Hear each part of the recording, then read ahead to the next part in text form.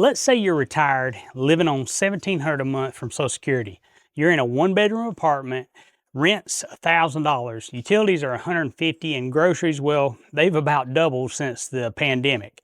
Every month feels like you're holding your breath until the next check hits. You want out, not just out of the apartment, but out of the stress. You don't need luxury, you just want peace and stability, a place that's yours. Today I'm going to walk you through a real-life path, how someone in that exact situation could go from paying rent forever to living in a paid-off tiny home on their own little piece of land, all on that same fixed income. No magic, no lottery, just smart, steady steps and a little bit of grit. Hey y'all, I'm Kevin and this is AskPawPaw, where we talk about living smaller, simpler, and free from debt, no matter your age or your income. Now this is a hypothetical, but it's based on real numbers and real folks who've done almost exactly what I'm about to show you. We'll call our retiree Linda. Let's say Linda's 68, she's widowed, she's on a fixed income and tired of watching rent chew through her check before the month's even halfway over. What you're about to see is how Linda, or someone just like her, could flip the script and step into the tiny American dream. Let's walk through it together. All right, here's Linda's monthly budget. Right now, living in that one-bedroom apartment, Social Security income, $1,700 a month. Rent, $1,000. Utilities, about $150.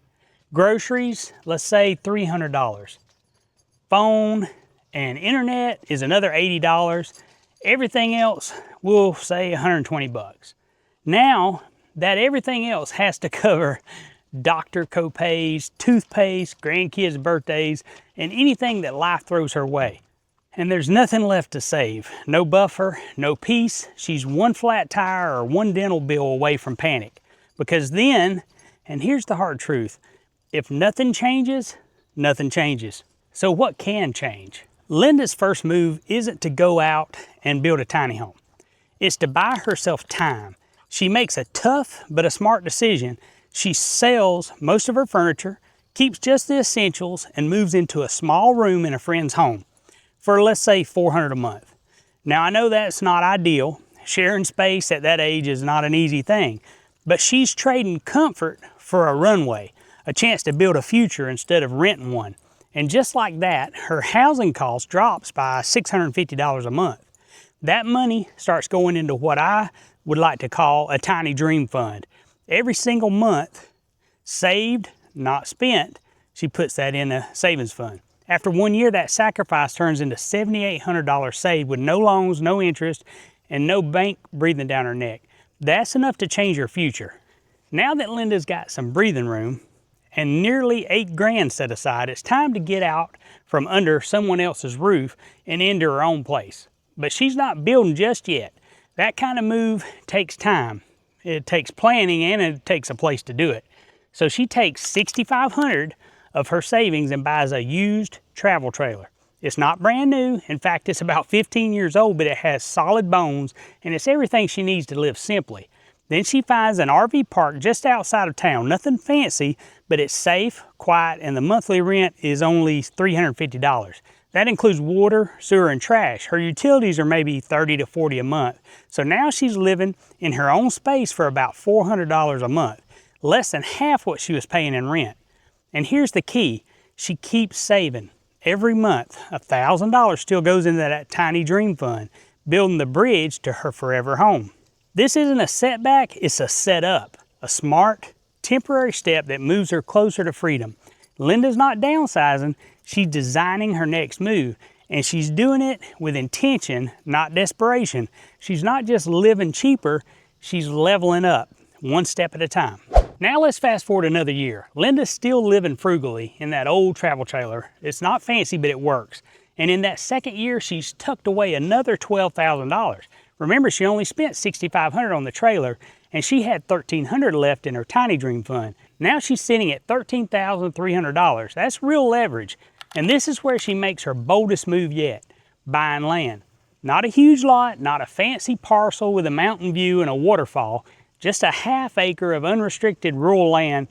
And let's say she finds a deal at $9,500 cash. She finds it through a local Facebook marketplace ad, And it's 20 minutes from town with no HOA, no zoning restrictions, and no one breathing down her neck. And here's the powerful part. Now she owns something. She owns something solid. No landlord, no rent, no eviction notice, nothing. She doesn't have a house on it yet, but she's finally standing on dirt that's hers. Every step from here, it's on her terms. All right, Linda's standing on her own land now with about $3,800 left in her fund. She's still living in the trailer, but every month she keeps saving around $1,000. And instead of going into rent, that money is building her future. Literally, month by month, she builds what she can afford. Month one, let's say she finds a used 12 by 24 shed on Facebook Marketplace for $6,500 delivered. That's her structure, her roof, her starting point. Month two, she tackles installation and basic wiring. That's about $800. Then she keeps things warm, safe, and functional. Month three, windows and doors go in. That's another $900. Now it's starting to feel real. Month four, she does interior paneling and the flooring for, let's say, another $1,000. And here's the beauty of it. She's not borrowing a dime. No loans, no credit cards, just steady progress, one piece at a time. Some months she only buys materials. Some months she pays for help with labor. But in 10 months, Linda's got a fully livable tiny home. It may not be magazine ready, but it's paid for. It's safe, it's warm, and it's hers. No mortgage, no rent, no landlord, just freedom wrapped in 288 square feet. Now that she's moved into her tiny home, there's one last smart move that Linda makes. She sells the old travel trailer, she lists it locally, and gets $5,000 for it, just a little under what she paid. And instead of spending it, she does something that too many folks skip when they finally catch a break. She puts it straight into an emergency fund, because life doesn't stop throwing you curveballs just because your house is paid for. It might be a dental bill, a broken water heater, or a car repair down the road, but now Linda's got a little breathing room, and she's no longer one crisis away from panic. She's got a cushion, and for the first time in years, she can breathe easy. Now think about this. Linda's monthly expenses used to leave her holding her breath. Today, her utilities run about $100 to $150 depending on the season. Groceries still around $300. Property taxes, they're just $25 a month when you spread them out over the year. That's under $600 total, with over $1,000 left every single month to save, spend, or simply enjoy. So if you're living on a fixed income and feel like you're stuck renting forever, remember, you can change your story. And if you're wondering if there's a way out, I hope Linda's story shows you that there is. It's not fast, it's not flashy, but it's real and it works.